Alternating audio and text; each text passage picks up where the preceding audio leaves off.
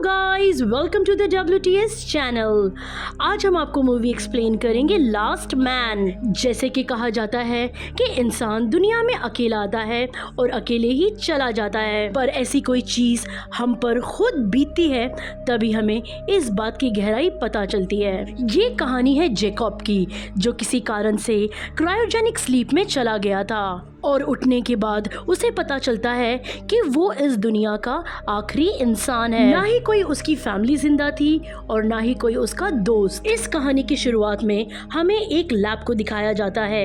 ये लैब एक secret bunker होता है। यहाँ पर दो लोगों के स्लीपिंग चेम्बर्स रखे हुए थे। इस चेम्बर में से एक चेम्बर में हम एक सिपाही को सोते हुए देखते हैं और तभी हमारी नजर लैब पर जाती है जहाँ पर एक स्क्रीन थी और तभी हमें पता चलता है कि ये सोल्जर पिछले 17 साल से इसी चेम्बर में क्रायोजेनिक स्लीप में सोया हुआ है। तभी अचानक उस लैब में पावर लूज होने लगता है और हर जगह अलार्म बजने लगते हैं और तभी ये स्लीपिंग चेम्बर अपने आप खुल जाता है और उसके अंदर जो सोल्जर होता है उसकी नींद भी खुल जाती है। तभी हमें पता चलता है कि इस सोल्जर का नाम जैकब है और जैकब अपने चेम्बर से बाहर आता है। वो अपने मुंह से ऑक्सीजन मास्क को भी हटाता है। इतने साल से सोए रहने की वजह से जैकब को कुछ भी समझ नहीं आता, ना ही वो ठीक तरह से चल पा रहा था।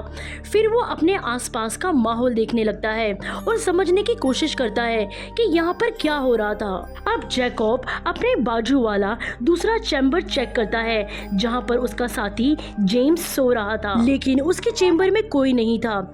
जैकब समझ जाता है कि जेम्स उसके पहले ही हाइबरनेशन से उठ गया होगा और शायद वो लैब के बाहर गया होगा, लेकिन तभी ही पावर की वजह से वहाँ पर लैब में बहुत ज्यादा प्रेशर बढ़ने लगता है, जिस वजह से और भी बहुत सारे अलार्म बजने लगते हैं और अगर जल्दी से जैकब इस लैब से नहीं निकलता है तो उसकी भी मौत हो जाएगी। उसके बाद जैकब खाने की चीज, कुछ हथियार और एक खास तरीका का सूट पहनकर उस लैब से बाहर निकलता है। अब जैकब जब लैब से बाहर आता है तो बाहर की दुनिया देखकर वो हैरान हो जाता है और बहुत डर भी जाता है।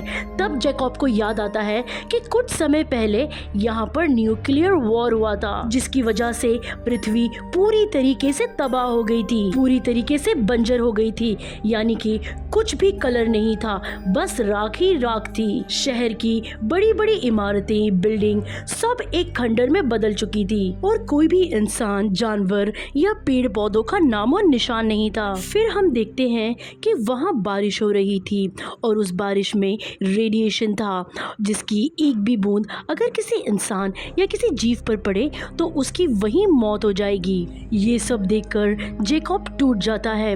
उसे ऐसे लगता है कि उसे बाहर ही नहीं आना चाहिए था, लेकिन जैकब में कहीं ना कहीं कोई उम्मीद रहती है कि उसे कोई ना कोई जिंदा इंसान जरूर मिलेगा और इसीलिए जैकब इंसान को ढूंढने के लिए आगे बढ़ता है। तभी जैकब को उसके मॉनिटर पर एक मैसेज आता है जो उसे एक जगह जाने के लिए कह रहा था, लेकिन वो जगह जैकब से 10 किलोमीटर दूर थी।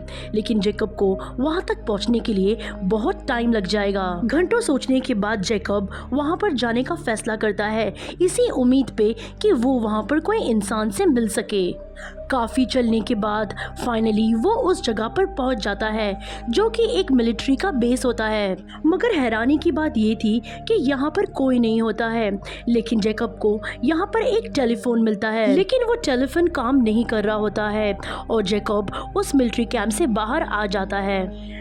तब उसके मॉनिटर पे कोई भी सिग्नल नहीं दिखाई देता है, क्योंकि अब उसके मॉनिटर ने उसे यहाँ का रास्ता बता दिया था, लेकिन अब इसके आगे का रास्ता उसे खुद ही ढूंढना था। कुछ देर और चलने के बाद मॉनिटर में फिर से सिग्नल आ जाती है। वो बहुत खुश होता है।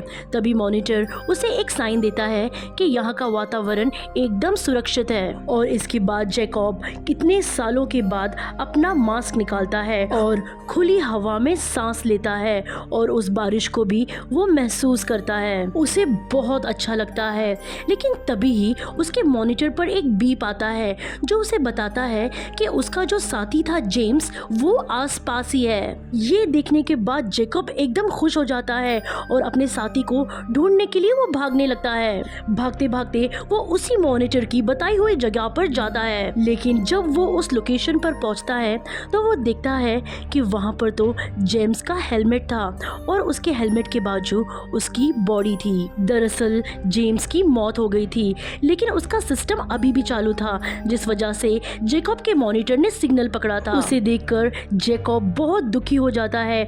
उसे बस एक इंसान चाहिए था बात करने के लिए, लेकिन आसपास कोई भी इंसान नहीं थे। और अब वो जेम्स का हेलमेट लेता है और बहुत अच्छी तरीके से उसका फ्यूनरल करता है और उसे श्रद्धांजलि अर्पित करके रोते हुए वो आगे बढ़ता है। थोड़ी देर आगे चलने के बाद जैकब शहर के दूसरे हिस्से में आ जाता है। इस जगह पर जैकब का घर हुआ करता था। उसे वहाँ पर एक तस्वीर भी मिलती है, जिस तस्वीर में जैकब, उसकी पत्नी और उसका डॉग था।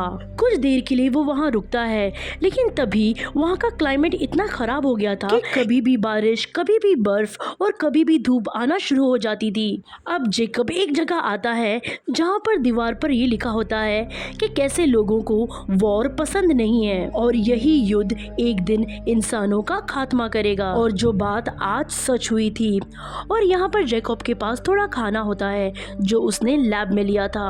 वो उस खाने को खाकर अपनी भूख को मिटाता है। तभी वहाँ पर जैकब को एक आईना मिलता है और एक टूटे हुए ब्लेड की मदद से वो वहाँ पर शेविंग करने लगता है। लेकिन तभी जैकब की मॉनिटर की बैटरी खत्म होने लगती है और मॉनिटर के बिना उसे पता नहीं चलता कि वो कहाँ जाए। इसीलिए वो एक प्लान बनाता है कि उसके पास जो एक फ्लेयर गन होती है, वो फ्लेयर गन को हवा में फायर करेगा और उसके धुआं से कोई भी अगर इंसान वहां पर होगा तो वो उसके पास आ जाएगा। इसीलिए वो एक बहुत ही बड़ी बिल्डिंग के ऊपर जाता है और अपने फ्लेयर गन को हवा में चलाता है, इसी उम्मीद पर कि इस सिग्नल को कोई देख लेगा। लेकिन हैरत की बात ये होती है कि उसके थोड़े ही दूर से एक और फ्लेयर गन चलती है, जिसको देखकर जैकब समझ गया था कि यहाँ पर कोई और भी इंसान जिंदा है। जैकब ये देखकर बहुत खुश हो जाता है और भागते हुए वो उस जगह पर पहुंचता है। भागते भागते फिर वो अचानक से रुक जाता है, क्योंकि उसे लगता है कि यहाँ पर किसी भी तरीके का खतरा हो सकता है और इसीलिए वो एक दीवार के पीछे छुपकर दूरबीन निकालकर आसपास देखने लगता है। फिर तभी उसे गाड़ी के पीछे एक हेलमेट दिखाई देता है जो चल रहा है।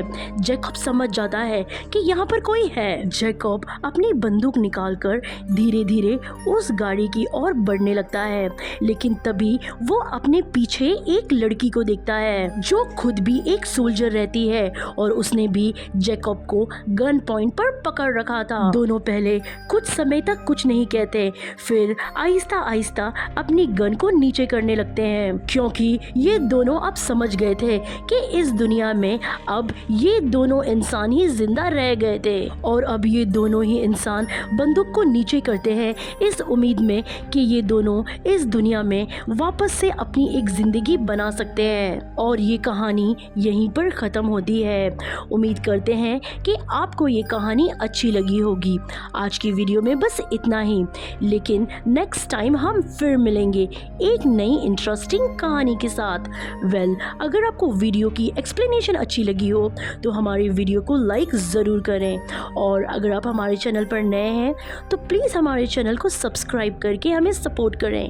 Thanks for watching.